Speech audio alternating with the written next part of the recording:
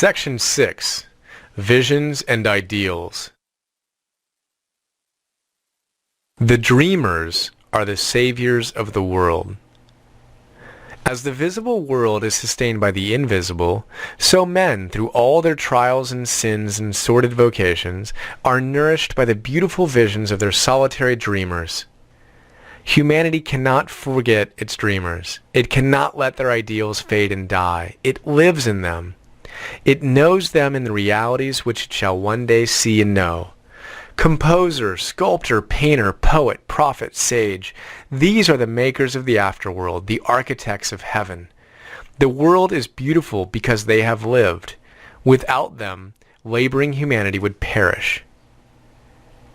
He who cherishes a beautiful vision, a lofty ideal in his heart, will one day realize it. Columbus cherished a vision of another world, and he discovered it.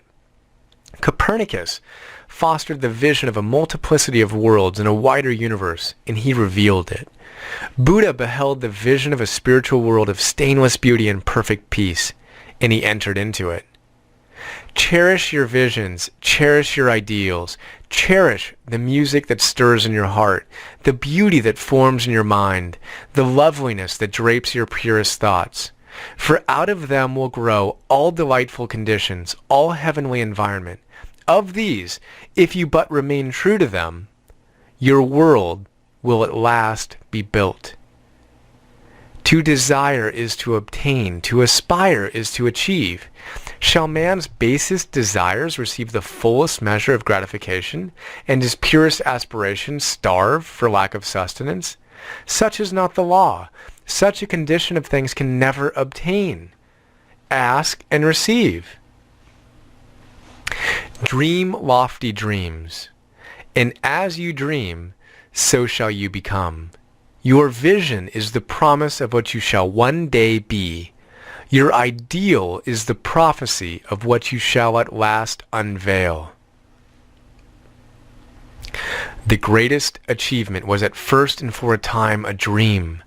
The oak sleeps in the acorn, the bird waits in the egg, and in the highest vision of the soul, a waking angel stirs.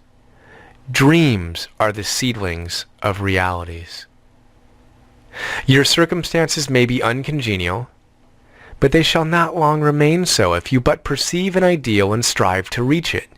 You cannot travel within and still stand without. Here's a youth hard-pressed by poverty and labor, confined to long hours in an unhealthy workshop, unschooled and lacking all the arts of refinement. But he dreams of better things. He thinks of intelligence, of refinement, of grace and beauty. He conceives of, mentally builds up, an ideal condition of life. The vision of the wider liberty and the larger scope takes possession of him. Unrest urges him to action, and he utilizes all his spare time and means, small though they are, to the development of his latent powers and resources. Very soon, so altered has his mind become that the workshop can no longer hold him. It has become so out of harmony with his mentality that it falls out of his life as a garment is cast aside. And with the growth of opportunities which fit the scope of his expanding powers, he passes out of it forever. Years later, we see this youth as a full-grown man. We find him a master of certain forces of the mind which he wields with worldwide influence and almost unequaled power. In his hands he holds the cords of gigantic responsibilities. He speaks, and lo, lives are changed. Men and women hang upon his words and remold their characters, and, sun-like, he becomes the fixed and luminous center around which innumerable destinies revolve. He has realized the vision of his youth. He has become one with his ideal. And you too, youthful reader, will realize the vision, not the ideal wish, of your heart. Be it base or beautiful or mixture of both, for you will always gravitate toward that which you secretly most love.